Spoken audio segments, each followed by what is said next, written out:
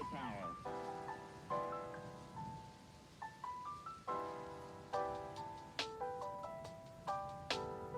Every core computers now have primary control of critical vehicle functions.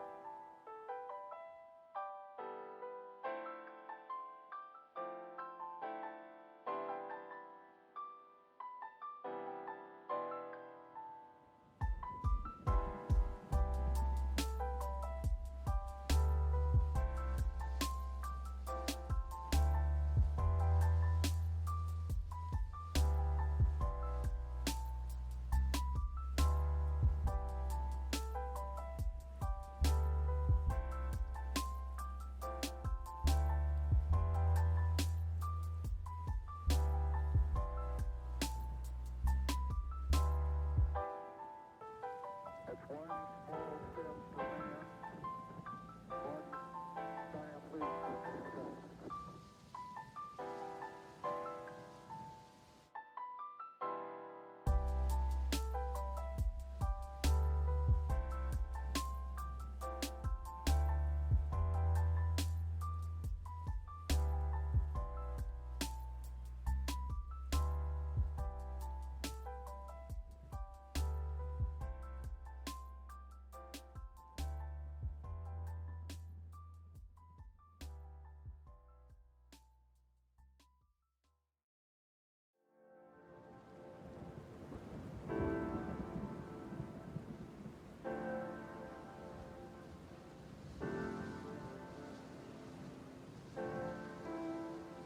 Hello. Hi. Good evening. Hello. How's it going? Hey, Mommy Dova. How you doing? Being around, I had the day off because it was an election day, and, instead of, doing anything super productive, I went ahead and stayed downstairs and did all sorts of printing and whatnot. So, now, I've got a bunch of new units that I need to, or that I've been working on, that I kind of want to assemble instead of working on more, Skaven, because I'm a lot more anxious about the election than I thought I was. So, how are you doing? Hopefully, a whole lot better than me. But yeah, my sinuses are all kinds of hecked up, simply because I was messing around with chemicals all day. And, yeah. So yeah, we're gonna go ahead and get started. I apologize for seeing me out of it. I actually am pretty out of it today, but that's fine.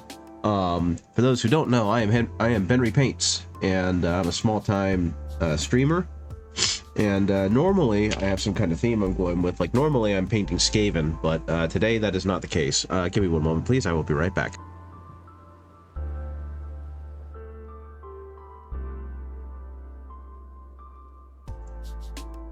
I'm trying to get through my Skaventide stuff, but today that is not the case. Instead, what I will be doing is I've got a bunch of proxies of characters that I wanted to print and paint, just because they're cool and I just want to own them. So that is what today is going to be, is me putting them together and making sure that the prints turned out okay. So that's how today's going to go. Let's go ahead and take a look at our actual checklist, because I made one. To-do list. There it is. Bam. We've got an Orca's Commander, which is supposed to be like their war boss in Mega Armor. We have a Radicus Techer, which is a rat mech tech priest. We've got Ivan Kruk, who's supposed to be Fabius Bile, but Station Forge. And we've got a Lucius the Eternal proxy that I found. So let's see how all this is going to look. First of all, let's go ahead and get rid of the starting soon. Go ahead and get rid of the starting suit image, and bam! We are back. Now, I apologize for the sniffling, I apologize for how I sound, but I think my body didn't like me being around IPA and very, very awful scented resin today. One moment, please.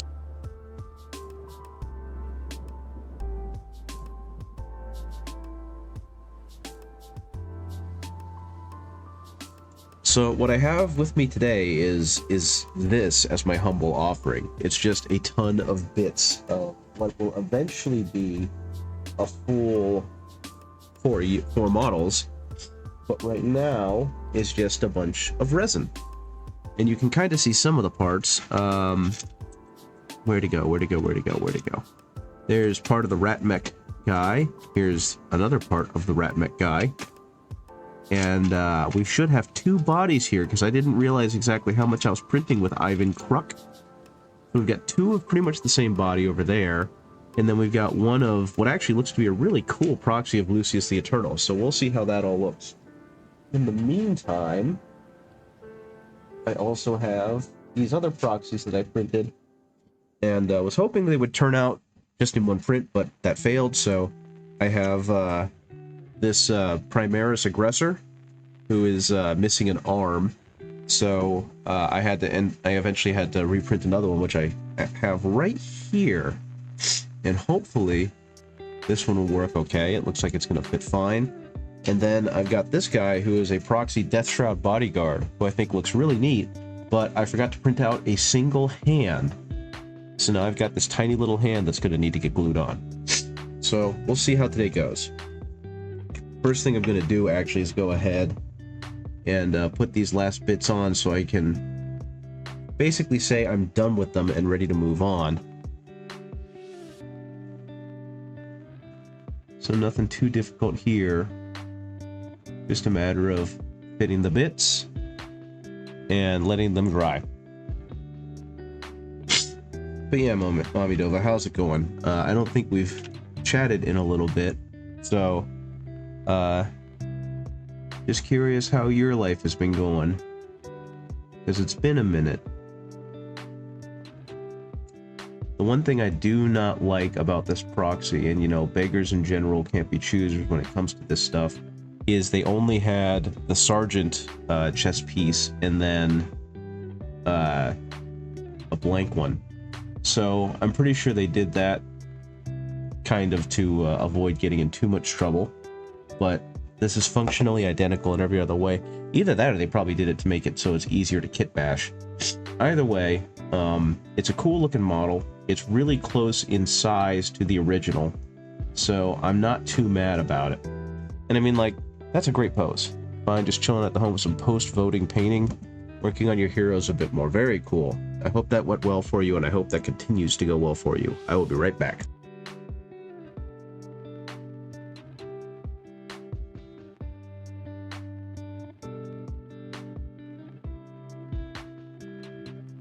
Sorry, I'm basically muting the mic every time I blow my nose because no one needs to hear that mess. But, yeah, I've got some reference shots of these guys to hopefully be able to, you know, assemble them, not quite blindly, but I don't have them pulled up. So this is going to be a thing of me just kind of flipping back and forth. Now, I gotta say, I love how just monstrously big this orc boss is. He's very large, and he's very bulky. And I think he looks really cool, and I think once again Station Forge did an amazing job making another model. So I can't wait to eventually, I don't even think he's going on the tabletop, to be honest. He's just a neat model that I like, and I wanted to paint another orc, so here he is. And that's kind of the case with all of these. I'm eventually going to buy the real Lucius the Eternal, so having the proxy is purely just because I wanted to paint some Emperor's Children themed models, and he happened to be one. Let's see. Make sure that sticks. Looks like it's good. And I mean, just look at this guy's axe. It's massive. I don't even know if it's showing up okay, but it's a large one. It's a big one. So I just kudos to Station Forge for making super neat proxies for wargaming for when I don't want to have to spend $1 million and I also don't just want to blatantly, you know, copy official Games Workshop stuff. Now, a smart individual, a well-prepared individual, would most likely pin some of these heavier limbs, but I am not smart. I am what they call lazy. So instead, I'm just attaching them and hoping everything goes okay. Now this one actually did kind of fail, and you can see a little bit of it right there. It had a little bit of a printing failure, but it seems to be okay. Oh, I see. It actually pins right there. Smart move, Station Forge.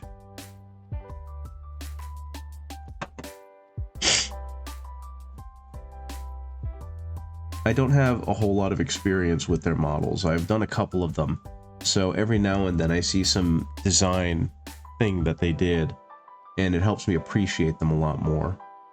But yeah, you can kind of see in some places the arm didn't. There are parts of the axe arm that didn't look like they printed properly, but I figured enough of it printed well enough that I could go ahead and make an exception for it.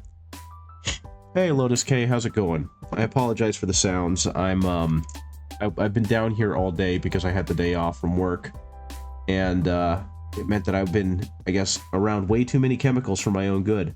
So my sinuses are acting up, and I sound a little bit worse than I feel. I'm working on a couple. These are all Station Forge proxies. I decided I didn't really want to paint Skaven right now because I'm far more stressed out about the election than I thought I was. So I was just going to go ahead and put together some super neat models, and if I have time, I'll prime them up and then go from there. So this one is supposed to be their orc proxy. They're called the Orcas, or Kaz, and he's supposed to be their war boss in mega armor. And first of all, he's very large, and I don't think I've actually seen the war boss in mega armor in person, but I feel like he's kind of a biggin, and I'm okay with that because he is a super cool model. But my goodness, let me see. Okay, he's supposed to have 2 shoulder pads, 2 pauldrons. I got one right there, and I got one right there. I think? Yeah, okay, so that worked out. Now here's something that's brilliant. They put the cross hatching in the shoulder pad. That's smart. That's brilliant. Now that means as an artist I don't really get to flex on it, but you know, that's okay. So yeah, I apologize if there's any kind of sniffling or anything like that, but I'm definitely feeling the fact that I should have worn a mask all day and I did not. How are you doing? How are things going for you? Hopefully they're going okay. Hopefully you were able to go out and do your civic duty and contribute to the process of democracy and all those other fun phrases. And hopefully you're back at home safe, doing something fun. Me... I put this on wrong. Oopsies. I am just creating a larger backlog for myself to paint because I see models that look cool and then I'm like, I've got to paint those. And so here I am. Now, I think one of the neatest things about this is they even included going well, yes, democracy. Yes, yes, yes. Hopefully it continues to go well, and hopefully nothing bad comes out of the election, because I've already seen some news about how there have been bomb threats in Georgia, and it's just like, that's bad, and that makes me sad, and we don't need to have that happening. We can just stop with that. Okay, I think he just goes on like this, like a turret. And I think this guy is done. I think he's all put together. And I think that this is an incredibly silly model. I love the fact that it's just got a grot on the back with a turret, because that's really, really funny. I don't know. I don't know how much experience you have with orc units, but does this look like the right size for an orc unit? Because he just looks huge. Okay. That being said, he's also going to very gently go over here. And I'm going to mute the mic real quick while I can blow my nose.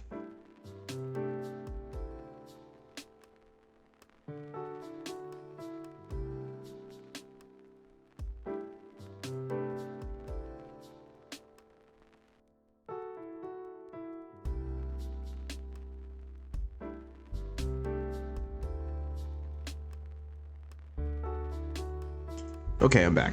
Something I did do earlier today, which I showed a minute ago, is I did print some new models for myself. I did print this proxy of a Death Shroud bodyguard, and I have a unit of 3 of them, so now all 3 of mine are going to look unique, which I think is cool, if not super important. And so I'll be able to paint this guy up to some super high standard, make him look really good, along with his buddies. And I also finished out my unit of aggressors for my Imperial Fists with this guy. The unpainted parts are the ones that failed in the initial print, or I forgot to print, to be honest, and they had to be reprinted. So I actually really like that pose. That's a good pose. But point is that I have more units to fill out the armies that I'm playing, and I'm pretty darn happy about that. The next thing I'm going to put together is this Radicus Techer.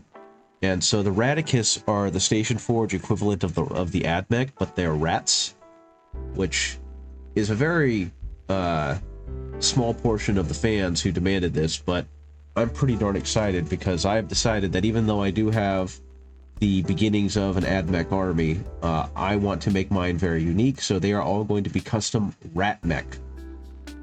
And so as many of them as I can are going to be themed around Skaven and that like. So I'm going to start putting this guy together, and we'll see how all this turns out. Because this is an absolutely wild looking unit, and I really enjoy just kind of the chaos of the Skaven. So while obviously today I am not painting the Skaven like I should be, I am still at least getting my fix with these weird little guys. They also have Skaven Skitarii. They've got a couple more Skaven hero units. They've got a Skaven version of Belisarius Cawl called the Chalkmeister, and he looks horrifying. He looks like a combination of like an Abomination and Belisarius Cawl. So I'm going to be pretty excited to print that out and paint it eventually. So this is actually a new mix of resin that I'm using, and it's because I kind of ran out doing another big print job, and I mixed a whole bunch of old resins that I honestly didn't like, but I've decided to go ahead and go for it. And one of the reasons I didn't like them is it felt like everything they printed was just way too weak and wibbly and didn't really stand up very well. But I've come to realize that's almost entirely my fault, and I just wasn't giving it enough time to cure. So with this one, I have far more adequate curing times, and I wanted to see if that would actually work alongside the different resins that I had attached to it or mixed in with it. And it's definitely seems to be working okay, because these ones have a lot more flexibility on them while also still maintaining their toughness. So hopefully that will play well when I finish putting this guy together. Now, unfortunately, you saw I just globbed a whole bunch of liquid cement onto this socket, so it's going to take a minute to dry. So do you guys have anything fun that you're painting tonight? I think I saw Mami Dova said you're painting on your heroes a little more. I'm still very jealous you have that unit. Yep, see, there it goes. I still want to get that at some point and make a really neat team out of it. I basically found out that I can't really afford the new Kill Team starter set, but that's definitely a set of models that I want to get, because, as you know, I play Death Guard and I play Imperial Fists, and it'd just be a great little starter set to paint off, especially with the Death Guard heroes and the Space Marine heroes.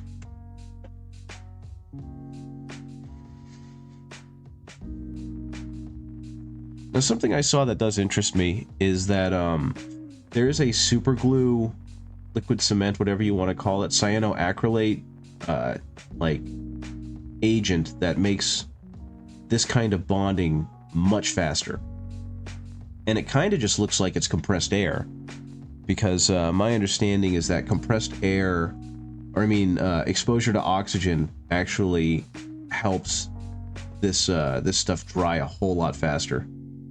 And I kind of wish I had that right now, because this is really annoying to have to hold on to. It's getting there. So I guess I'm just gonna hold on to this for a minute longer. Hey Red Mario Gob, how's it going? It's been a while since I think I've seen you. Maybe it was last time, I don't know. I'm pretty tired, and to be honest, I'm a little loopy. I didn't realize it at first, but apparently this whole election cycle has gotten me a lot more stressed out than I wanted to admit, or than my body wanted to admit. And so instead of doing anything, or doing what I was gonna do, which is Skaven, from Skaventide, I decided I'm gonna put together some models so that I don't have to focus so hard on it. And right now I'm kind of stuck attaching this gun apparatus to the back of this tech priest. And I see that you're slap chopping some orc boys. Orcs are a fantastic target for slap chopping. That's a really good choice on your part. I have a proxied orc war boss in mega armor sitting over in the corner behind my fist, behind my left hand, that I just finished assembling. So when I have a second, nuts. See, I figured that was going to happen. When I have a second, I'll give you a look at it. But right now, I'm getting to the point where I think it might just be best for me to go ahead and use some armature and pin this thing in place, because it's really fighting me right now. And a big part of that really is you got to rush for some Stream Greentide game. Oh, you got to rush. Okay, I got you. Well, good luck with that. Sorry, I don't have my glasses on because that actually makes it harder for me to paint. So sometimes I don't read the captions none too good. Yeah, no, I'm giving up on this for now. But yeah, check this guy out. This is from Station Forge. He's an orc war boss in mega armor. They just call him an Orca's commander. But I think he's a pretty cool looking unit. I kind of can't wait to paint him. I like the fact that his stance is wide open, so I kind of have access to every little bit bob of him. Yeah, I think it just came out recently. I don't honestly remember.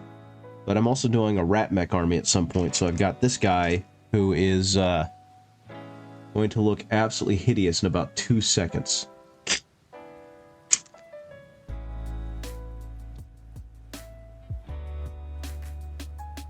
I actually have yet to play as orcs. I have a small army that I'm slowly trying to make bigger. I actually have yet to play as the orcs, but I'm kind of excited at the chance to do so. I've got a couple of armies that are waiting on the sidelines until I eventually start committing to playing a whole lot more. So hopefully that day will come soon. Oh, that's just another big-ass gun. That's another arm thingy. That's his tail. Okay. There's an arm. Where's his other arm? Does he have another arm? Let's check out this Chalkmeister. He does. It's just supposed to be in parts. Did it not print? Oh, no, okay. It printed. It just printed in parts because, of course it did. Okay, I got it. Okay, I got it. The angle was just weird. Orc games are always fun. That's kind of what I figured, right? That's supposed to be one of their big conceits, is that you're always going to have a good time, and I think that's kind of a neat thing. Did this not print properly? He's got so many bits and bobs to him. This is such a wild model. Oh, I see. That's a odd way to fit in there. But it's supposed to fit in like he's taking a step. So his arm actually fits in like so, because he's advancing. I have a friend who plays orcs, and I've only ever gotten to play a couple games against him, but I don't think he's ever had a bad time. And like that's the whole conceit of the orcs, right? Especially when you're playing on the tabletop, is just, I'm here for a good time. Win, lose, draw, whatever, as long as we had fun doing it, then we succeeded. Okay. So other than the boys, what other models are in your current army list?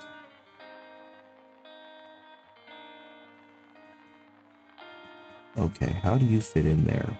Oh, I see. Do I see? I don't see.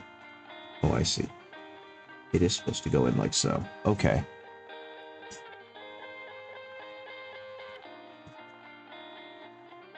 Hold that for a second. I'm just going to set him down and let him door because he's starting to get a lot of loosey wiggly bits on him. And I'm going to pause real quick or mute so I can blow my nose. I'll be right back.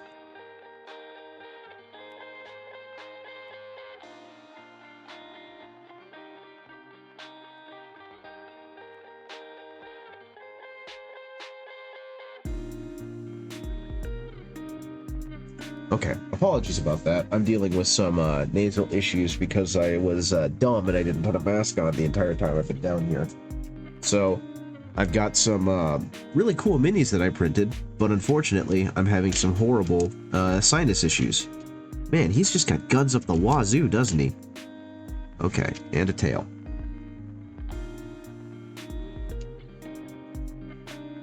Let's see what we got here.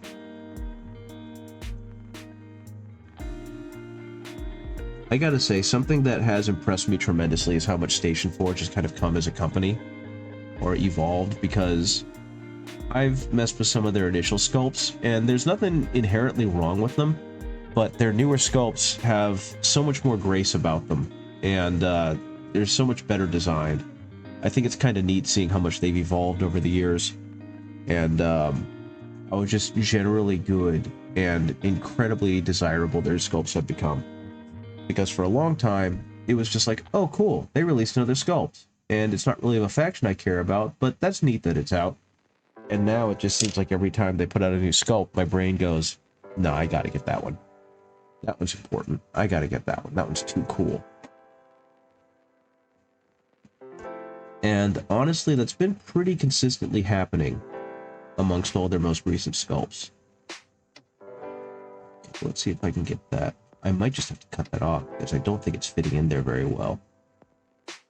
Unfortunately, my ability to print for tolerance is really bad when it comes to slot and stuff like that.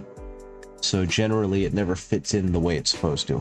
List is pretty standard. 80 boys, 3 war bosses, Pain Boys, Mech, Zogrod, Weird Boy, Death Dread, Kill Rig, 10 Flash Kits, 2 units of Gretchen, 1 at 20, and 2 trucks. My goodness.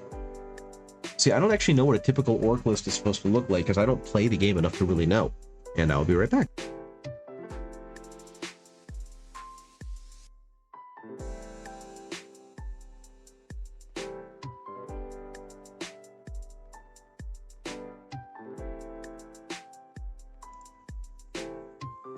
Infantry just seems wild to me.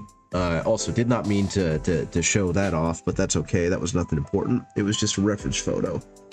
So I think what's going to happen with all of these gun arms is I'm just going to have to pin them. Because he has 3 arms that all have a weapon on them. And unfortunately for me, they're all these rounded bits, and none of them are actually doing a good job of sitting in. So I get the feeling that I'm just going to have to go ahead and pin them later. But my goodness, this is a neat model. So yeah, this is what he looks like without his guns. He's also got that crazy rat servo skull, which is absolutely fantastic. This is going to be a fun-ass model to paint. But yeah, he's going to go back here, because for all intents and purposes, I'm done with him until I can get a hold of a drill. Those can go there. The next one is going to be one of 2 versions of Ivan Kruk, who is supposed to be Station Forge's proxy for Lucius the Eternal, I suppose. Because he seems to be like a mad doctor with a whole bunch of surgical tools and wildness about him. So I'm not sure which one I want to do, because it looks like he came with 3 different heads? No, 4 different heads. And one of them, oh man, that, wow. 2 of these definitely have like the side swoop haircut, which looks fantastic. And then the other 2 look like it's the slick back, you know, the really greasy slick back hairdo. So what I think I'm going to do is, I think it's going to have to go on like this. And I think that's going to look okay. And actually, I'm going to move these guys over here to see if maybe I can get them to stop taking focus away on the camera. Yeah, there we go. And hopefully this should all work out okay. Unfortunately, the nozzle on this is not super precise, so I'm just going to have to hope I'm able to get it where it needs to go.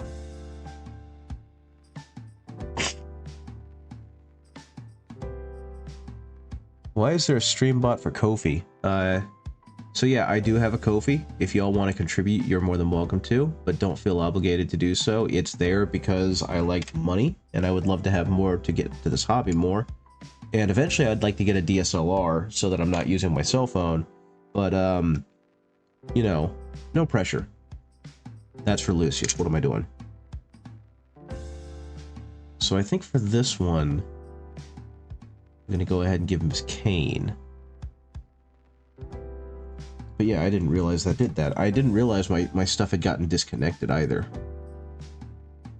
Because I'd realized that my Discord password was no longer working, and it's because my Discord was no longer connected to my webpage. But I got that fixed up, so hopefully, if anyone wants to join the Discord, show off their minis, talk about miniature painting and other random stuff, you're more than welcome to. Yeah, let's go ahead and get that on there. I think that's about right. Now the cool thing is that if I want to, I can always use the other body and make it into a second version of this model. So I think, yeah, the other hand is always holding this, whoops, the other hand is always holding the severed head.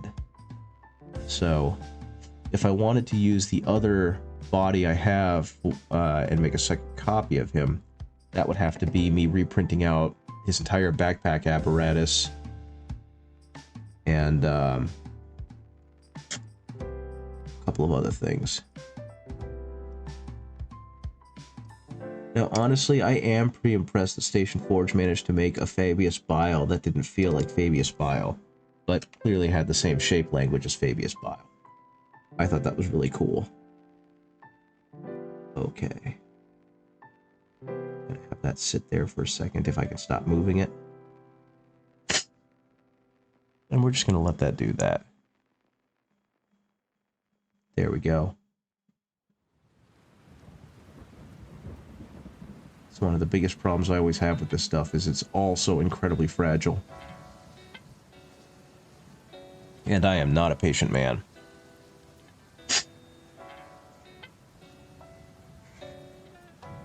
Hopefully me blowing on this mini and trying to get the glue to dry quicker isn't being caught by the microphone. Okay, so next on him, what is this? Oh, this looks like it belongs on the rat mech, so it's going over there. Next on him is going to be his backpack apparatus, which is this insane looking thing. So we're going to see how that goes on in a second. That right there. And actually, yeah, let's go ahead and get this other version of his head on here.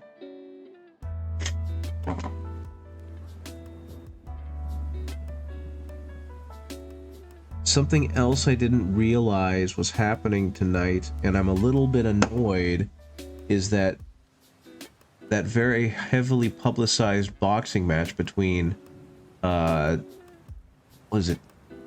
Is it Jake Paul? I forget which Paul brother it is, but it's one of the Paul brothers and Mike Tyson is supposed to happen this evening. And I have many opinions on that, and most of them are negative.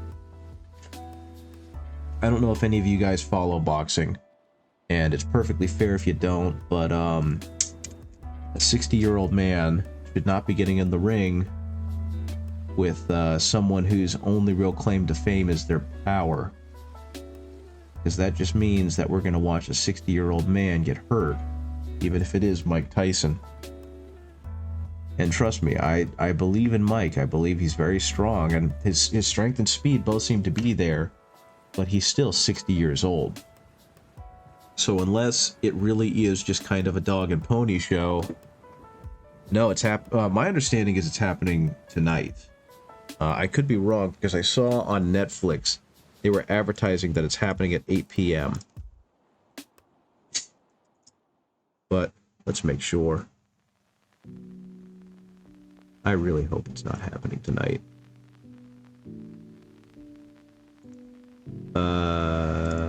Postponed until November. That's great. What you need to know. Okay, so it's saying they're squaring off in 2 weeks. So yeah, that's not okay. Good. Even still, this is not something that should be happening. Thank you for the clarification, because I saw it on Netflix being advertised at 8 p.m. Eastern, and my wife was like, "Yeah, that's happening tonight." Why would they do it on election night? That seems like insanity. Well, doing it in general just seems like insanity. One moment.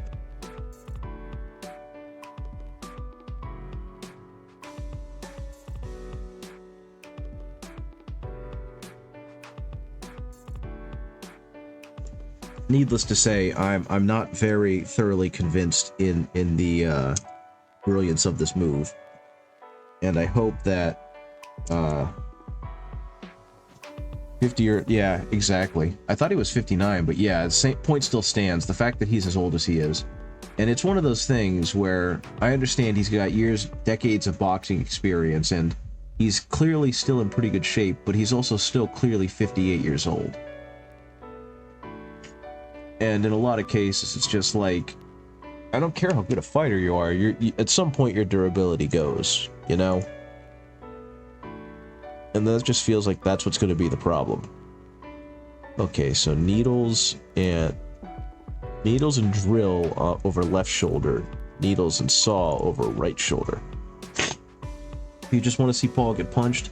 Yeah, I do too, but I want to see, I don't want to see a 60-year-old man die in the ring. That would just make me sad. Okay, so he actually uses this one.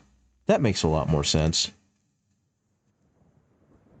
Because I do not personally like the Paul brothers, which I know is not a super hot take in today's society, but I'm not looking forward to another celebrity boxing match where a guy who, by and large, beat his demons and found peace could potentially get seriously, seriously hurt. Okay, gonna let that sit for a second. And get rid of some of these other bits. And that's kind of where my biggest concerns for it come from, you know? Which is why I'm hoping that they're all gonna play it like it is a publicity stunt and not an actual fight. Because that's how they've kind of been building it. Were we ever supposed to like the Paul brothers? I don't think so, but there are way too many who are diehard fans, and it scares me. I taught high school for a while, and seeing how they talk about them is really worrisome. We should have more Mike Tyson mysteries instead of boxing matches. Much agreed. Fight or flight. Fight or flight. Excuse me, ma'am. Fight or flight. But yeah, I really enjoyed watching him become, you know, more of a cuddly goofball celebrity than, you know, former convict, former drug addict, all those kind of things. It was great seeing him turn his life around. And I hope that this doesn't undo too much of the goodwill that he's created. Because there are so many... why did I do this the dumb way? I definitely should not have... You know what? I've got tongs. I got tweezers. I should do...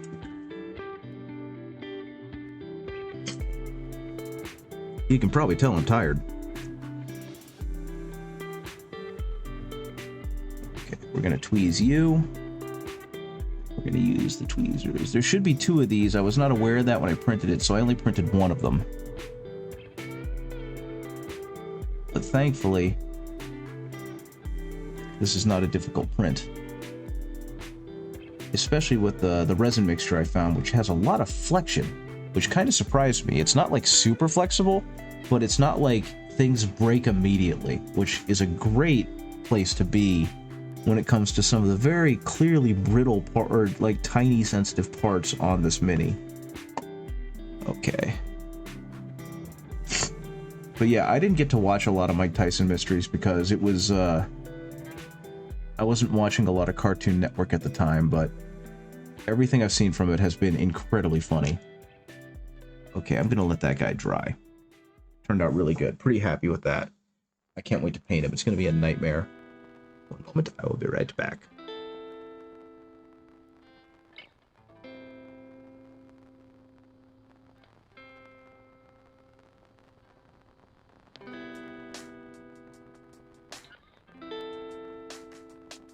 Okay, one last one.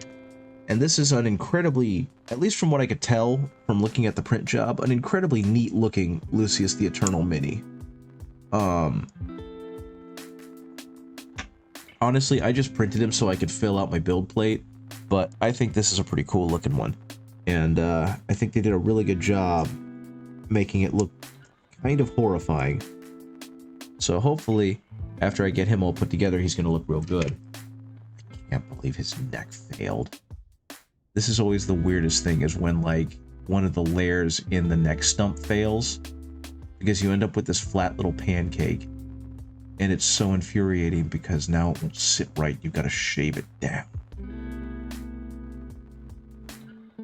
That's actually something else that's kind of nice. This resin mixture shaves a whole lot better than the previous one, so I'm pretty jazzed about that.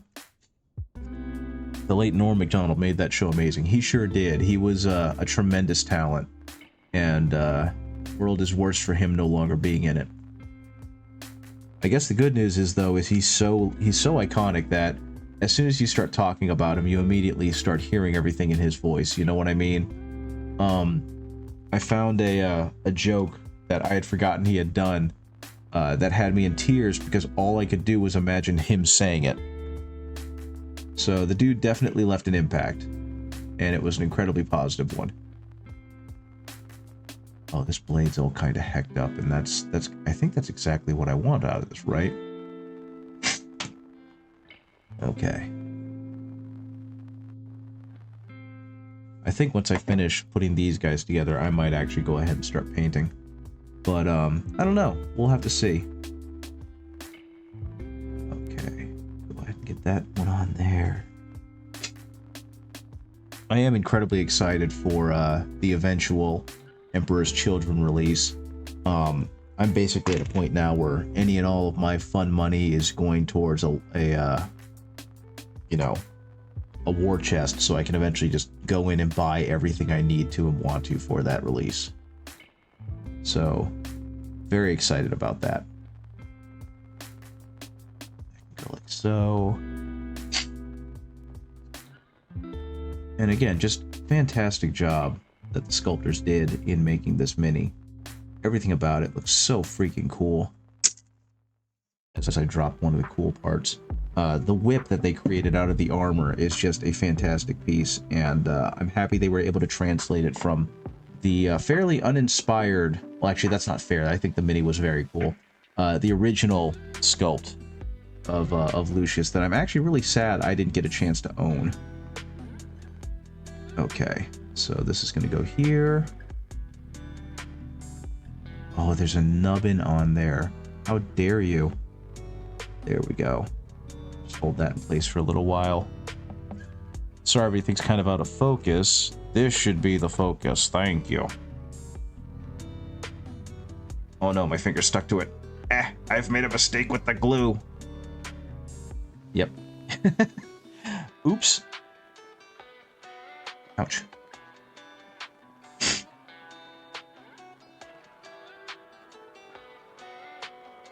Okay, let's go ahead and try and get that back on. Nope. Stay on there, buddy. I believe in you.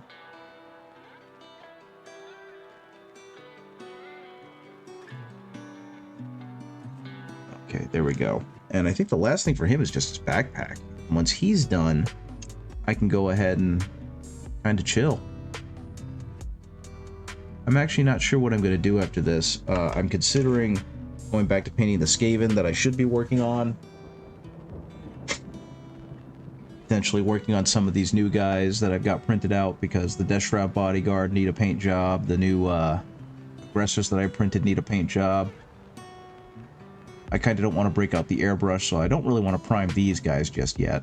But I got plenty of work to do if I really want to. Okay. Hopefully me clearing that out will be enough. Actually, yeah, that did it. Very cool. Okay. I'm gonna glue that in there. Now, I think the last part is something that I haven't thought of. I need to print some bases, because I don't have bases for any... Whoops, I don't have bases for any of these guys. I just printed them out to test out the resin, and also to get, like, 2 smaller prints done, instead of wasting a whole plate. Okay. Go with that guy. And so now we have a proxy of Lucius the Eternal until the actual Lucius the Eternal comes out. And I'm curious, I'm like deadly curious to how Games Workshop is going to release that one. What they're going to make him look like. Because he's got a pretty clearly iconic design already. He was in an episode of Hammer and Bolter. They've got to do something fun with the new Lucius. In the meantime, that didn't take as long as I was expecting. Unfortunately, with the Skaven, or with the Ratmech Priest, I can't do much with him because I need to go ahead and use some pinning to get those arms in. And I really don't have the materials with me right now. One moment, please.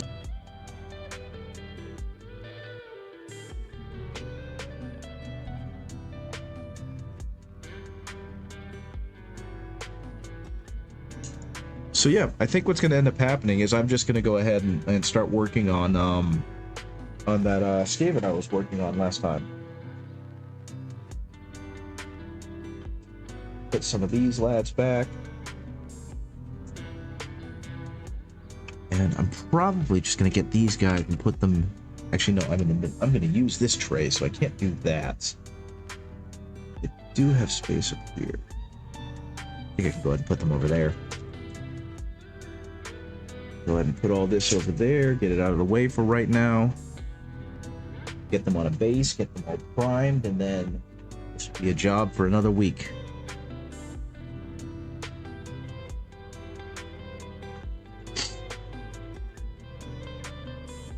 And then, yeah, I think it will be time for me to get back to working on the Skaven type Skaven. So while that wasn't my intention, that is what is going to happen. Okay. Get everything moved back to where it belongs. Get my painting stuff back out.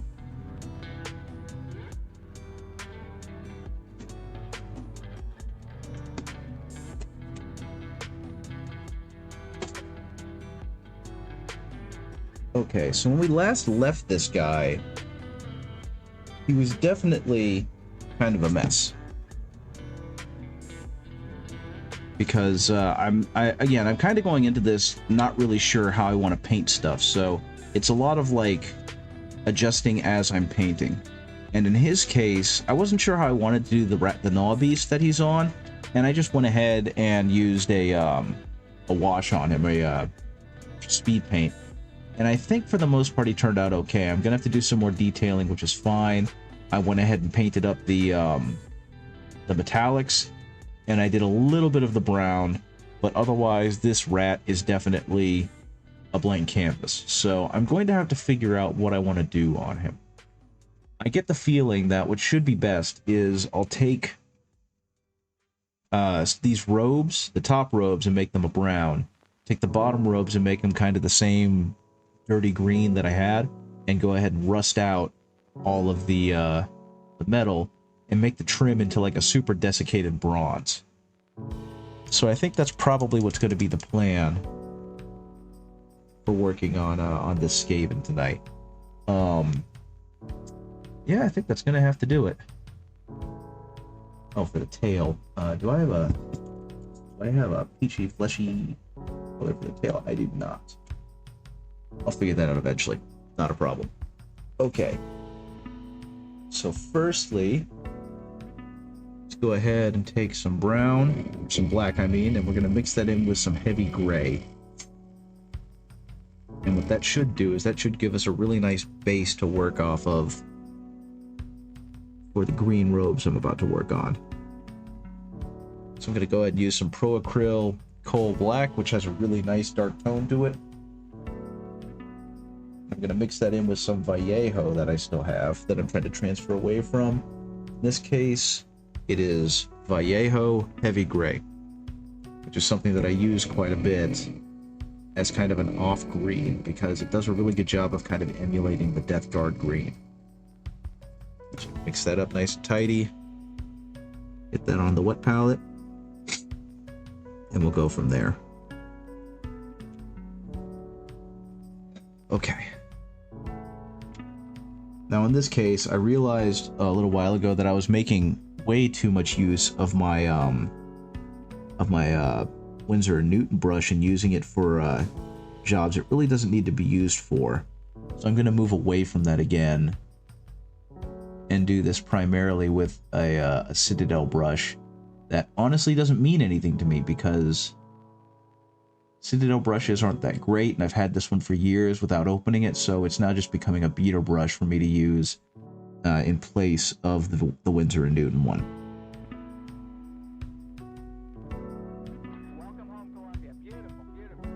And like I said, this is just kind of a mixture of heavy gray and coal black. And this is going to become my shadow tone.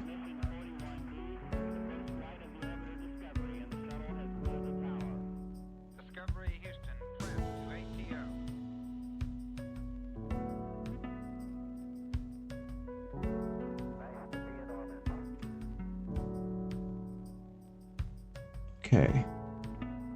That being said, how has everyone's week been going?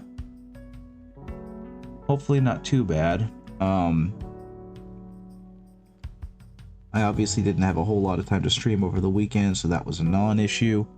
I did unfortunately find out that my boss's partner had a very bad medical issue pop up yesterday, and so she had to leave like right then and there.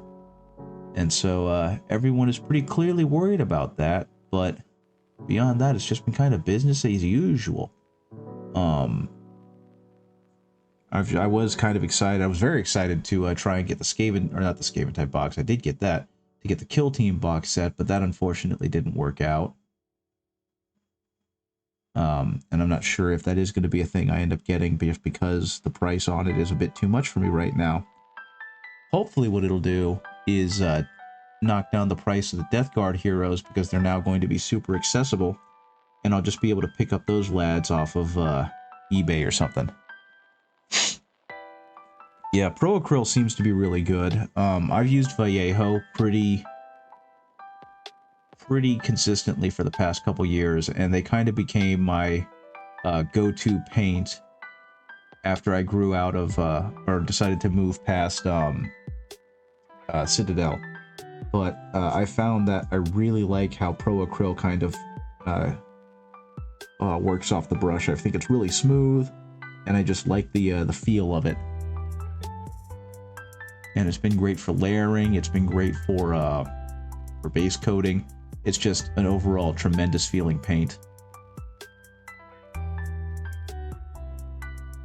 So my goal is, especially since they're local, or they're locally supplied as well, is to completely replace my Vallejo and Citadel line with Pro Acryl, just because I like the feel and consistency of their paint.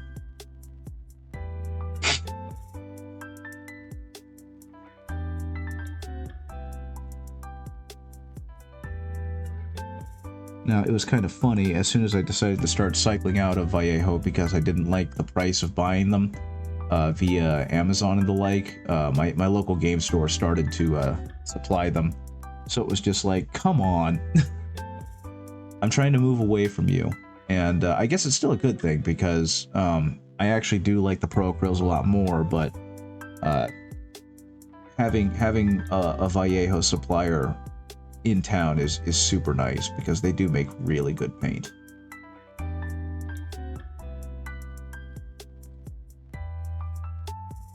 But yeah, I found that Pro Acryls feel really good. Okay, I think... Oh no, we still got some of it right there. Let's say, I think that's all the lesser robe that I need to get off of this guy. So everything else up top is going to be kind of a dark brown up to a light brown, because every one of my Skaven have had like a brown shawl over a green robe to show how dirty and whatnot they are. But in this case, he doesn't really have the shawl, so I'm just going to go ahead and make the upper half of his robe into the shawl. That way I can keep with that color consistency, I suppose.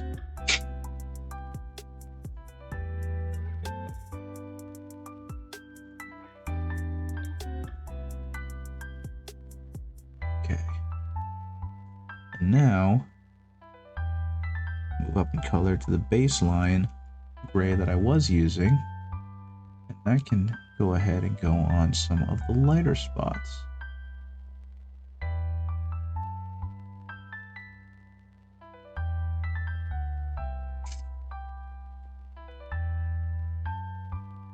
So in this case, I am very inexpertly trying to highlight over spots where I feel like the light would most likely hit it the hardest, to show that the actual mid-tone is going to be this dirty greenish gray versus the much darker one that we did see.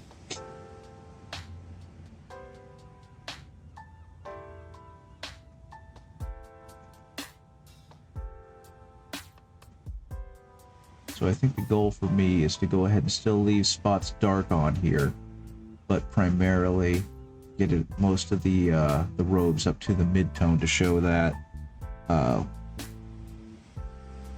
the darker color only exists really in the shadows.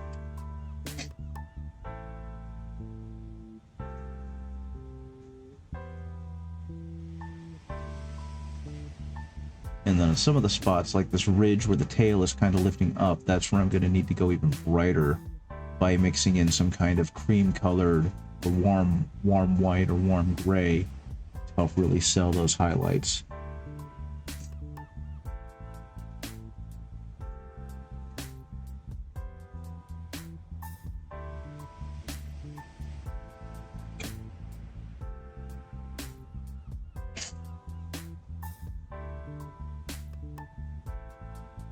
Now, I don't know if I've talked about it before, but I do feel like we're definitely in this crazy renaissance, this really cool renaissance for miniature painting, because it's become popular enough that there's like neat products coming out all the time and in large numbers that just kind of really show how much the hobby has grown. Because at least from my understanding is that we wouldn't, 10 years ago, 15 years ago, we would never have seen this kind of proliferation of different army paints and different army carrying cases and all these other things that are now just becoming really commonplace.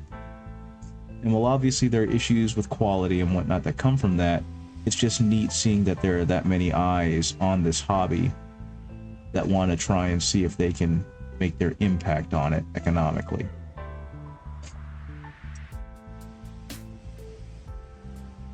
One thing that I'm kind of tickled still hasn't found, like, I don't want to call it a mastery yet, but no one's really been able to corner the market yet on good, inexpensive, durable army transport. You know what I mean? Because it feels like, at least to use an example like Magic the Gathering, there is a relatively inexpensive deck box that is super durable, and it's kind of like, if you don't know what else to get one of these. Because it's going to last you, it's not super expensive, it's compact, all that stuff. And they obviously have more premium options for you, and they have even less expensive versions if you really don't want to spend a lot of money. But for transport, it doesn't really feel like Warhammer has that. And honestly, some mini games. I mean, they do have the whole just use a shoebox and add some tissue paper, but that's homemade. There doesn't seem to really be an example of like, here's an inexpensive way to transport your armies. It's still durable and can become like the iconic thing. Technically, I guess really useful boxes count, but they're not inexpensive, are they? I mean, I had to get a budget version myself when I decided to go that route. Because for a while, I was using a toolbox that I kind of built a magnetic station in. And that worked for a while, but even that was impossibly bulky. And it just became miserable to carry around. And so when my wife was looking for better storage for her art supplies and her product for selling at conventions, I just gave it to her. Okay, I think that that green is coming out adequately disgusting. Next, we're going to add some ivory into it, because ivory is as close to a warm white as I have. And that's going to kind of bring out some more of the colors so that when I start doing highlights, they really start looking like highlights. Wait a moment, please.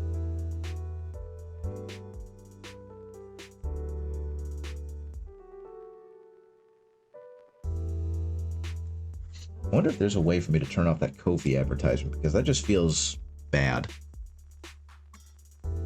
I'll have to go into my settings and see what I can do with that later.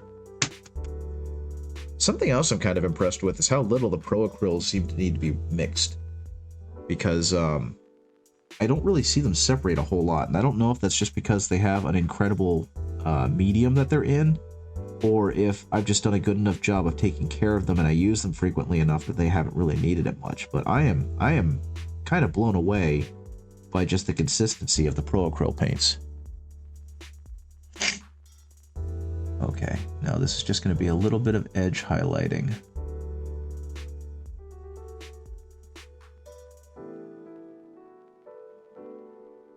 Just to kind of let it do its job. Because all I'm trying to do is create little bright spots where the light would conceivably hit off the mini to give the robes a little bit more depth. And hopefully I'm not so tired and kind of addled that I can look back at this tomorrow and go, oh, I did a pretty good job. But I suppose we shall see. Okay, well the good news is, because it's drying as quickly as it is, I'm kind of getting to see what it looks like dry. And so that tells me what I can do with this, because now I know how it's going to look after I stop for a second, versus hoping that it'll all look okay.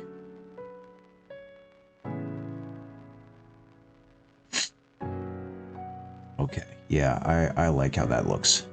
I think that's going to look real good.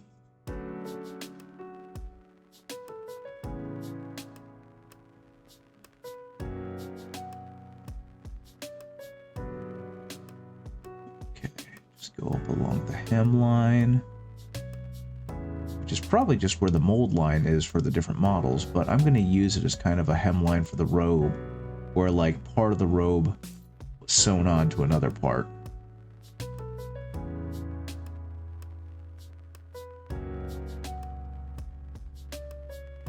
And again, what's kind of going to happen with a lot of these marks that I'm making is they're just going to fade in, because this is going to dry a little more dull than it looks.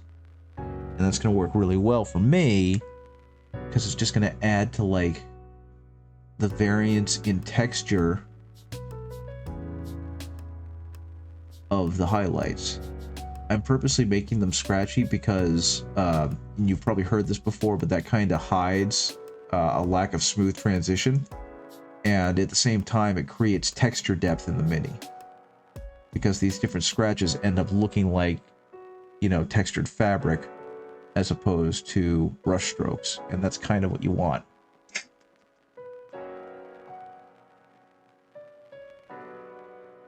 Okay.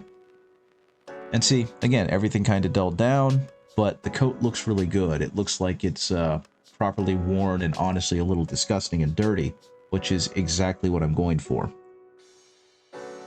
So I'm going to add a little bit more of this ivory. And I'm going to see if I can do this again, but only on very specific spots. Just kind of really drive home where that concentration of light should be. And where these highlights are.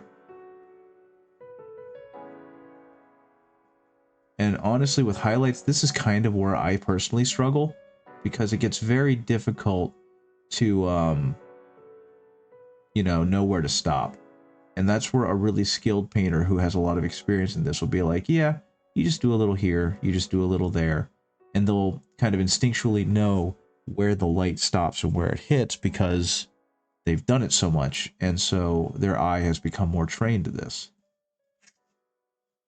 Me, on the other hand, am still learning. So hopefully, as I continue to do this over and over again on different models, it will start becoming more second nature.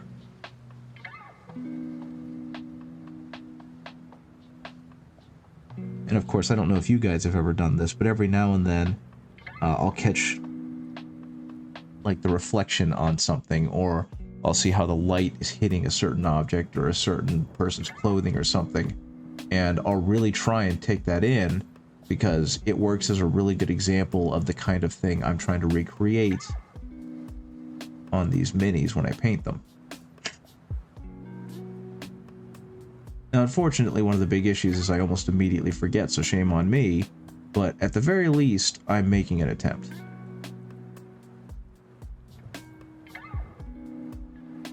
Okay. There we go. Now we have different layers of color, going down to like a dark green, going all the way up almost to the khaki by itself that I had. And as I said, what that'll do is that will create some color and texture depth, which is what we want on these minis.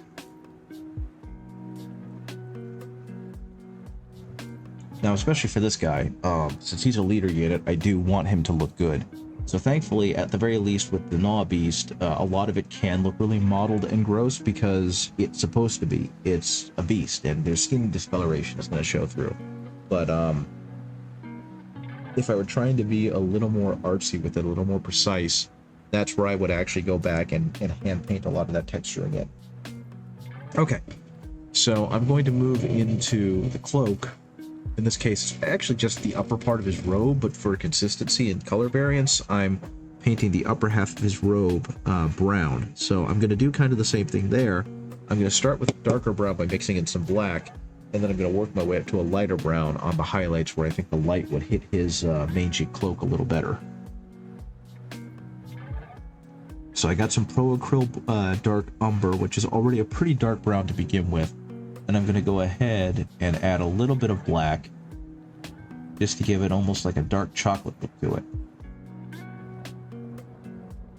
And that way it will be adequately grungy and dim for me to work my way up from.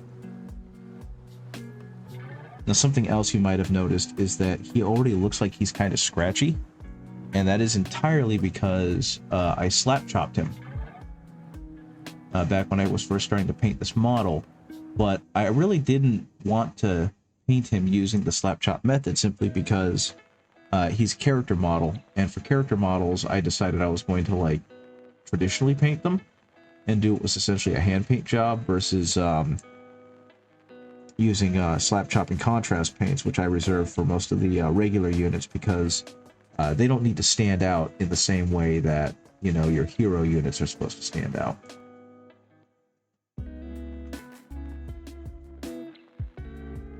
So far so good with getting him to have that really dark brown color that I'm going for.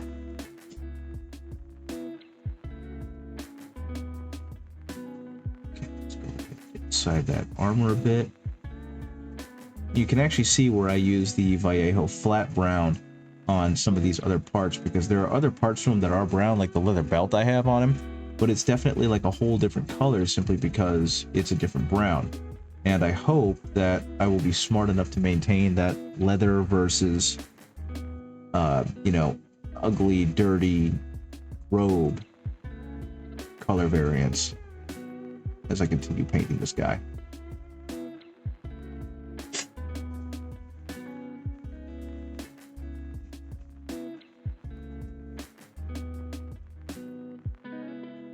Okay.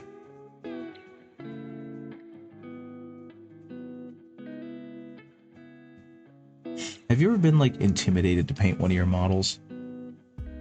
Because I'm finding that happening with the big guys a lot. I always take a look at them and go, man, that's a lot of gray plastic that I've got to color. And I can't just color it, but I've got to make the color look good. Got to make it interesting. With smaller models, it's like, yeah, okay, there's not a whole lot of you there. But with some of these bigger ones, it's just like, man, there's a lot of you. Okay. And I just get to that moment of where I start asking myself, where do I start on you? Now, I think that does have a lot to do with the fact that I don't paint a lot of big models, so my general exposure level and comfort with them is not very high. Like, even this guy, he's not super big or anything, but there's enough of him where it's just like, I'm not sure where I'm supposed to start with you, and that's concerning to me. But so far, so good. So hopefully I can keep it that way. Did some of that because that was not well got last time. And these are not light points, so fix that out.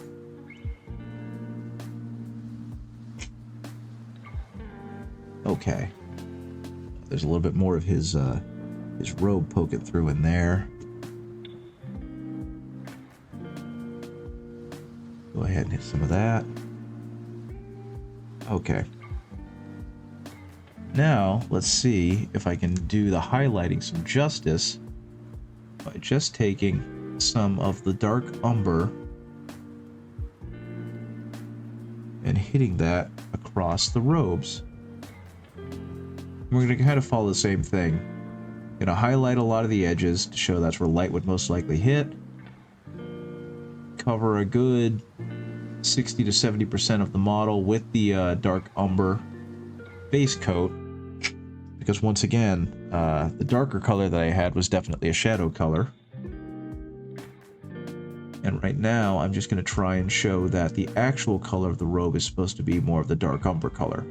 So like I said, about 60 to 70% of your previous coverage, but with your mid-tone.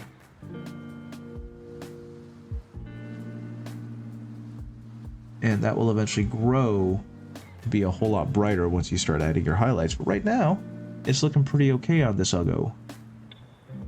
This hideous little beautiful guy. And yeah, I want to reiterate, Games Workshop did such a good job with their Skaven re-release. I was really worried that they were going to have issues with that and make them very visually inconsistent. And I was kind of concerned that the Skaven were going to lose their very messy, very disgusting identity. But instead, Games Workshop managed to double down and make them just look really fantastic. And that gives me a lot of hope for the Emperor's Children models, because the Emperor's Children and Slaanesh in particular cover quite a bit of kind of, you know, uncomfortable topics with what their specific vice is. Hopefully, Games Workshop, which I honestly believe they'll do fine, but I'm hoping that they have a good design ethos that they're going with, or that they went with as they created, sculpted these minis. So again, kind of the same thing.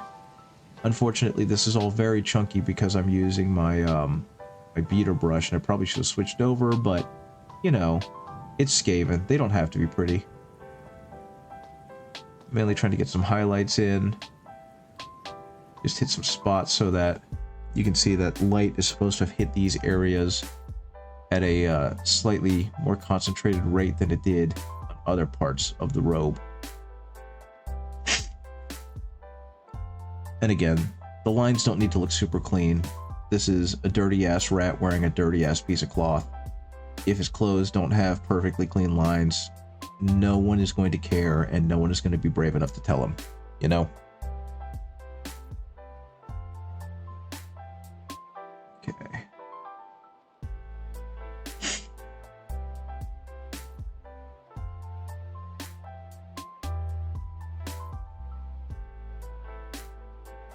Same thing.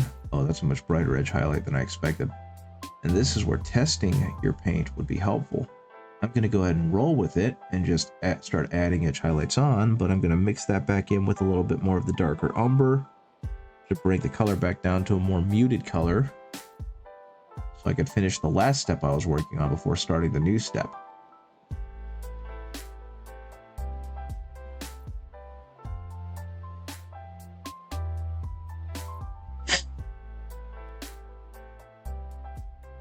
Same kind of thing.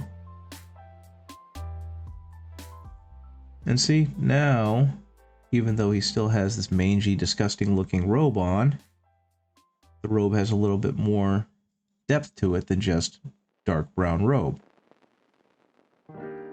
Which is kind of the whole point with these highlights.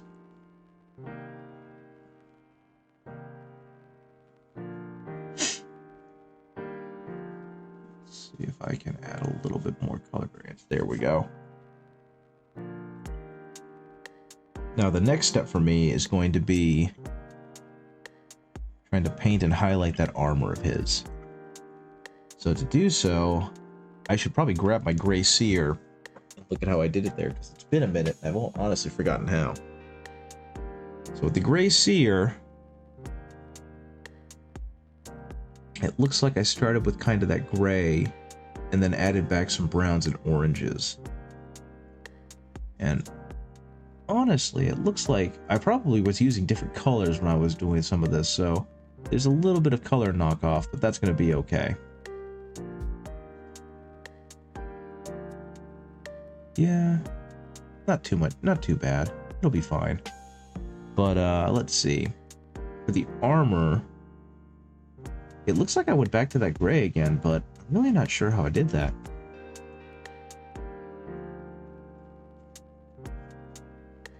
We're going to mix in some standard light gray. We'll see how that goes. Actually, no. We're going to do a warm gray. We're going to go ahead and go straight from black into an ivory and black combination.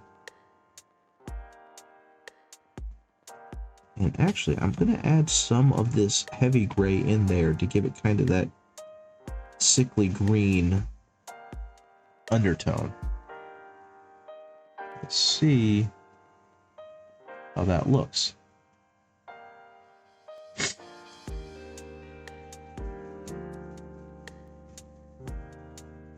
Because I think especially as like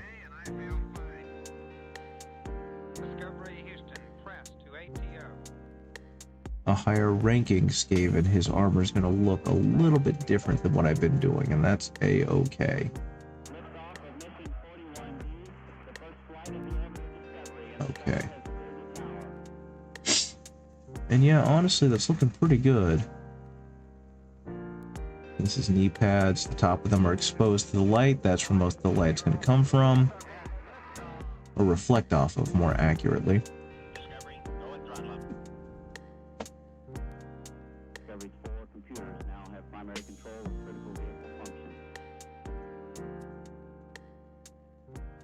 Same thing here, because the armor is supposed to be beaten down because it's not meant to be highly polished. It's definitely going to have some textural inconsistency because it's going to be dinged up and damaged. So it's not a huge deal that I'm not painting super smooth transitions between these different colors.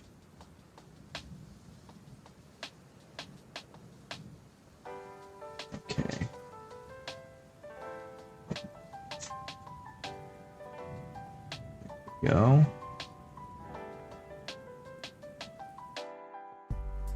Yeah, it looks like I used some of that heavy gray alongside the other stuff.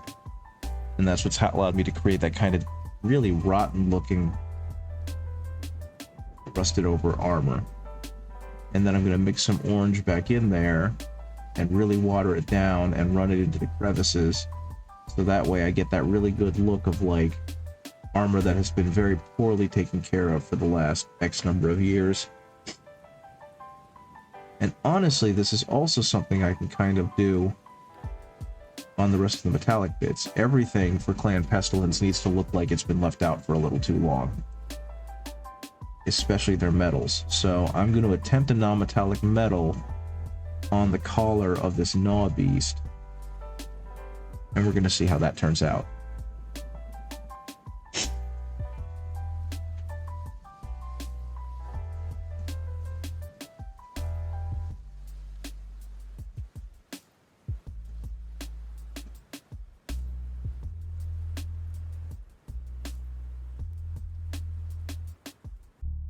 Okay, I will be right back.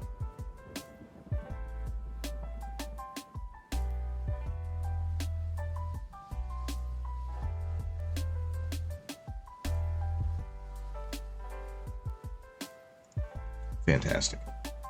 Sorry, I just had to blow my nose again.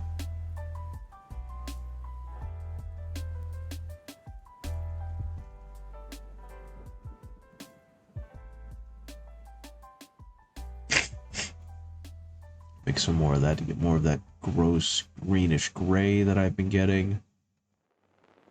Kind of do the same thing everywhere, just get that very unhealthy looking pallor to the armor.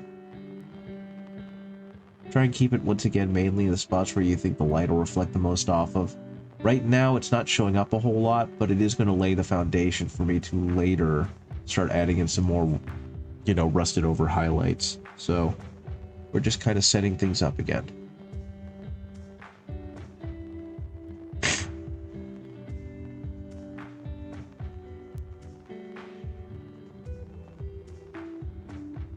And my goal, especially in this case, is to make it all look very subtle, because that subtlety will eventually be built on with something less subtle. And I think that's actually, it almost looks like it could be a piece of warp stone, so I think that's what it's going to be. So I'm just going to go ahead and make that halberd haft a piece of warp stone, which means I'm going to have to learn how to color warp stone. Now I have some ideas, and I have definitely attempted it already, but if I want that to look good, I'm going to have to really nail it.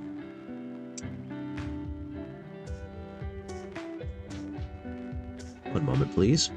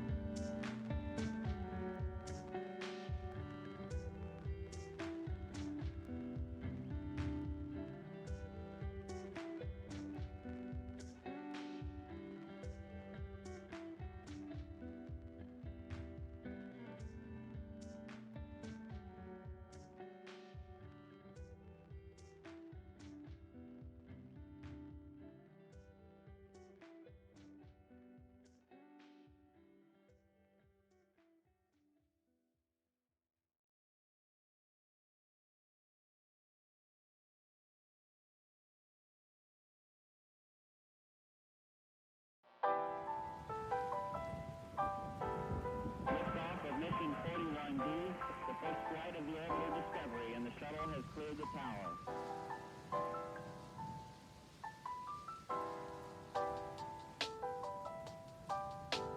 Discovery's 4 computers now have primary control of critical vehicle functions.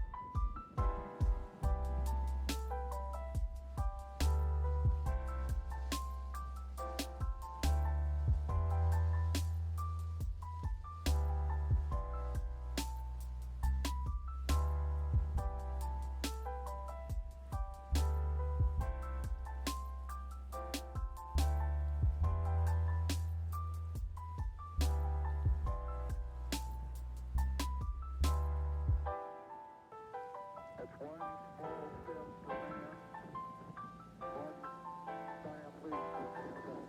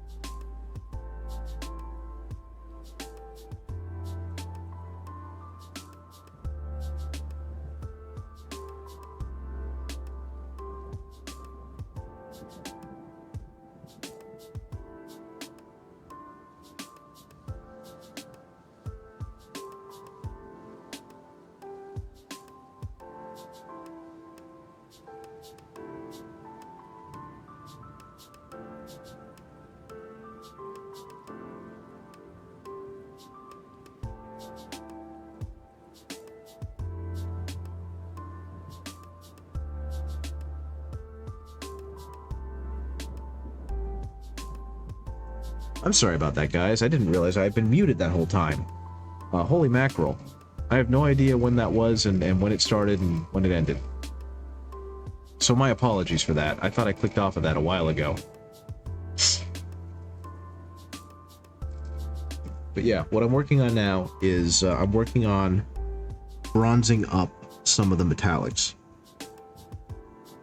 And to do that, I'm going to need to start with a brown, work my way up to an orange, and eventually almost to like a yellow.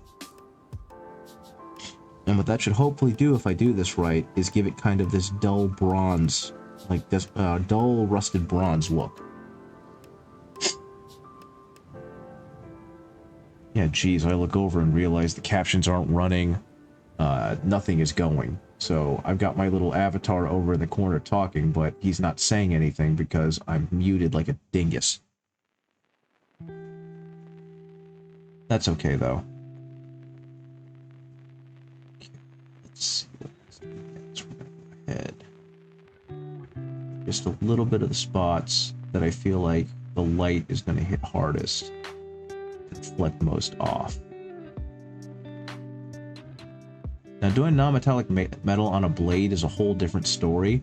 There's actually a lot more theory that goes behind that, and I'm not super good at it. So my general understanding is that on two sides of the blade, you really don't want to highlight the same spot. So if I'm going to highlight up here, I don't want to highlight directly behind it. And what that'll do is it'll create a nice reflection that kind of crisscrosses the blade. And overall, that'll look pretty good. And again, this is all just rough approximations. If your stuff isn't perfect, that's okay, as long as it still generally conveys the look you're trying to give. Because this non-metallic metal rusty bronze that I'm doing is definitely not going to be that great looking upon closer inspection. But when this model is sitting across from you on the tabletop on the field, you're going to look at it and go, oh, he's definitely clan pestilence and all of his equipment is rotting or is rusting over. And that's all you really want to convey with the language of what your models are showing off, right?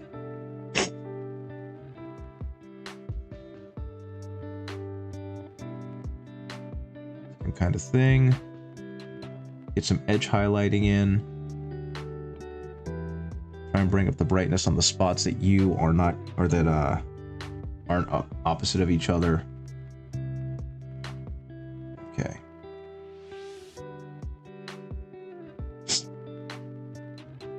Add a little bit more of that back into the brown. I've mixed some of the bright orange with the brown, and that's what's going to allow me to kind of water down and spread out this orangey mix on the other metallic parts, and that'll create more of a rusted look. Because what's going to happen is it's so thin that when it dries out, it shouldn't leave huge blotches everywhere. Instead, it'll leave slightly faded remnants. If I did it right, of course. As I've stated before, I'm so addled right now that some of it is probably going to come across looking a little grody. But that's okay. One of the beauties of this is that since they're minis, I can always just repaint them. Okay, same here. Just go in and out of some of the spots to create some rust spots on it. Now, something I should be doing, and I'll admit that I'm really not, is I usually use an airbrush flow improver for this, because the flow improver kind of breaks up the tension in the liquid, and so when it starts running and spreading on a model, it actually does a better job of running into the crevices and not coffee staining. In this case, I'm not super worried about it. This isn't a display piece. This is just kind of me messing around and trying to make a decent looking hero unit. So if it ends up looking a little sloppy, whatever, it's a little sloppy. But at the very least, I'm showing technique and I'm practicing technique that I can eventually refine and do more with on a model that I want to look that good.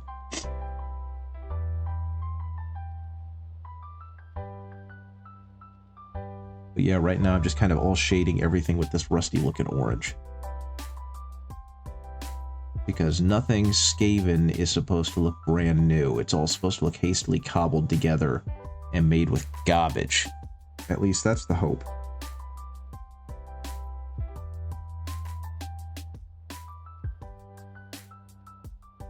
Okay, same thing. Add a little bit of water. Mix it in. Smear it across the metal. In this case, add a little bit more water because that was way too much of the paint itself. Same with on the leg armor, on the kneecap. Just hopefully everywhere we'll eventually just kind of let it run into the crevices and create these concentrated rust spots where, you know, fluid would most likely gather from moisture on the armor itself. That's the plan, at least. Same thing here.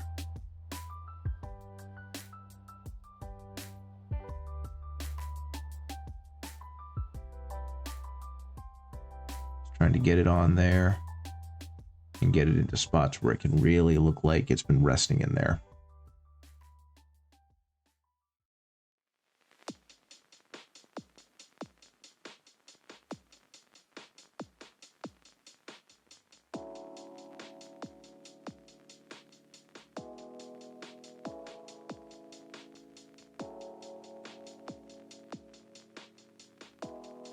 And so again, if I do a really good job, all this is going to look faintly rusted over.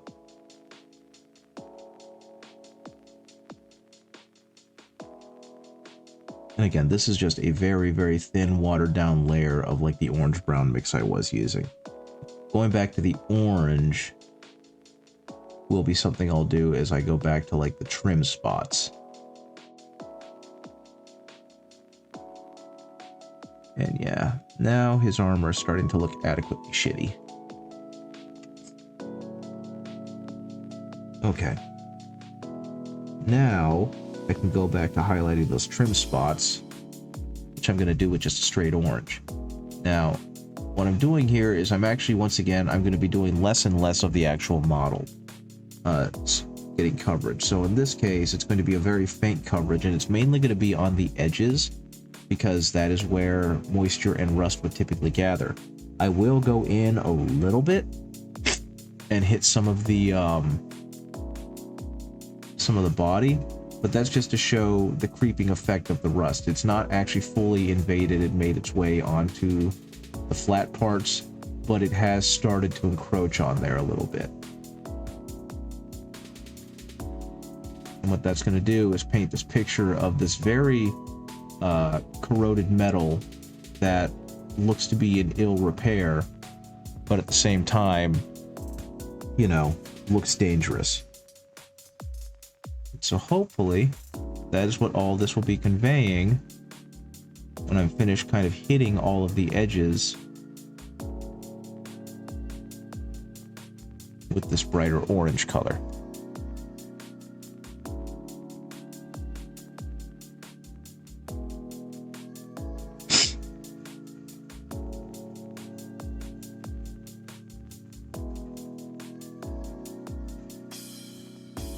Same thing on this end.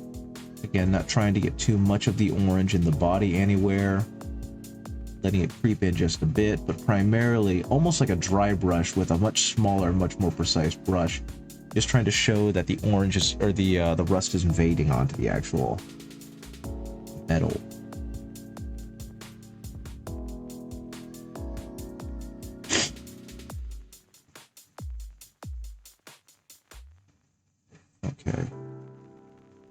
It seems like I forgot to get his gorget. So go back over that. A little bit of that rust. And accidentally make it brighter than the rest of it. That's okay. It'll end up evening out as it dries out, you know what I mean? Over that, a little bit more of that. Same thing with this rat gap. We're going to go ahead and dirty it up just a little more, add some more rust, add some more corrosion to it. Really make it look like this thing has been sitting out in bad conditions for a while. And that there's a chance that the Skaven might just blow himself up the next time he uses it.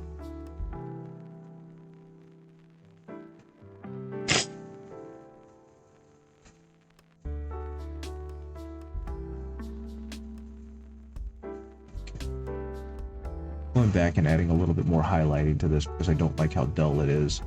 And same thing, I'm not adding it everywhere. I'm adding it what I would call strategic spots where I feel like the light would hit it the hardest.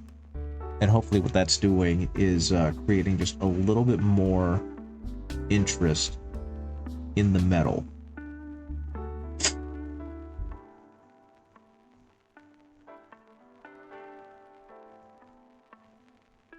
Because unfortunately, with all of the knockdown I've done, a lot of this metal now is just very dull. And while generally dull metal looks fine, you still want some parts of it to peek through and shine, otherwise it doesn't sell as well as metal. You know what I mean?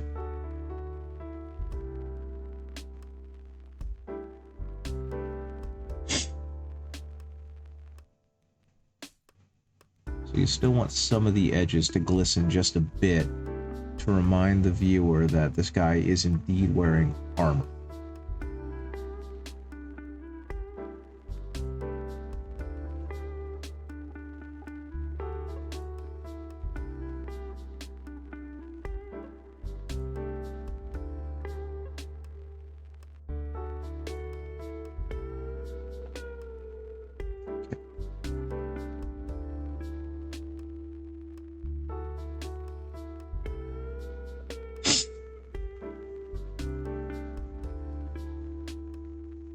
Kind of the same thing here. Even though it is definitely dulled over and rusted over, there can still be just a little bit of shine poking through. And there we go. You can just kind of make out that at some point or another, the metal on this might have actually looked good. Though honestly, with a big Skaven, that's not very likely. Okay, but yeah, he definitely looks a whole lot better than he did when I started tonight, so that's a good thing. The metallics on the Noah Beast look pretty good. I want to go back just a smidgen more and hit some of the other spots that I didn't really hit with the metallics, so I'm gonna do some more edge highlighting, a little bit of streaking on some of these metal clasps. Again, just a reminder that that stuff is metallic and does have a bit of a dull shine to it is good enough. Nothing too drastic. I think I'm actually going to use this orange and mix it back into some of the brown to make the brown a little more rich. And then I'm going to use that on this pouch. Mainly because I just don't want to give it that same dark brown that I was using, and I don't have any more of the Vallejo one. So, honestly, I probably should have started a little darker here, shouldn't I? And that would have definitely looked better. That's okay. I can add the darkness back in.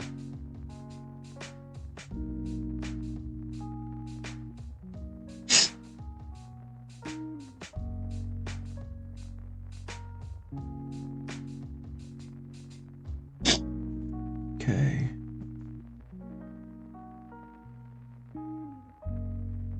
I'll probably just have to hit this with a the wash of some kind. That'll really knock it down. But okay. Go ahead and go a little bit higher for the very edge highlighting of the rust. So I'm going to add some of this khaki into it, and this is where it's going to get kind of unnatural looking. Because what I'm going to do, hopefully this is dry enough and it's not going to smear the entire thing, is just on some parts add back some of those reflections.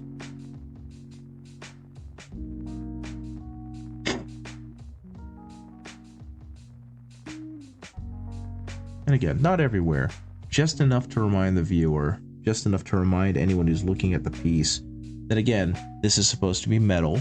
And because it is metal, it is going to have a natural shine in some of the spots that aren't completely rusted over.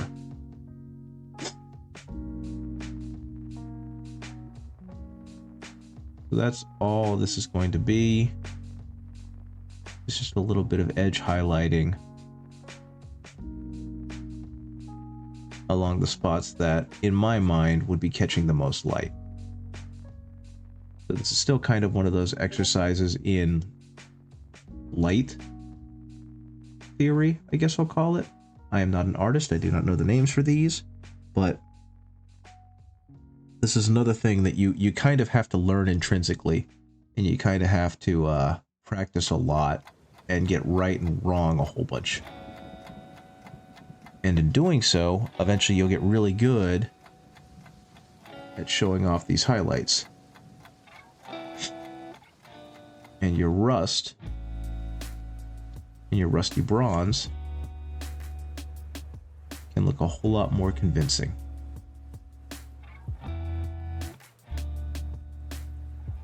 Let's see what we got here. Yeah, again, nothing perfect. Not trying to be perfect. Not trying to win any golden demons or anything. Just trying to show off a couple of skills to get the Skaven model looking half decent. That being said, it's almost 9 o'clock. Someone is messaging the Discord. No one is messaging the Discord. Interesting. Oh, no, okay. It's my wife's D&D game. That's perfectly fine. Okay, but yeah. I honestly wanted to get a little further, but honestly, I'm all out of spoons tonight. Hopefully, this was entertaining to you guys, or at the very least informative. You can see I've gotten a lot further with him, and you can see where the rusted over metal armor look turned out pretty okay. But I think I'm good for this evening. My goodness. Thank you guys for joining me. I hope you have a great rest of your evening. Let's hope the democratic process works the way that it should, and we have, you know, a fair election and all that fun stuff. Let's see, is there anyone that we can raid while I'm still like half awake? Huh, looks like the dungeon lounge is up. They're playing Metaphor. But yeah, I think I can go ahead and send you guys that way. Oh my goodness. Man, I am really feeling it. Sorry it was kind of a low energy one, guys. I was hoping for better. I was hoping I'd be a little more like, ugh. But when my sinuses go, so does like the fighting spirit. But yeah, I'm definitely going to get some rest. Thank you for joining me. I appreciate you guys being here. I hope you were able to get a lot of fun, productive work done as well. Let's go ahead and get this raid set up.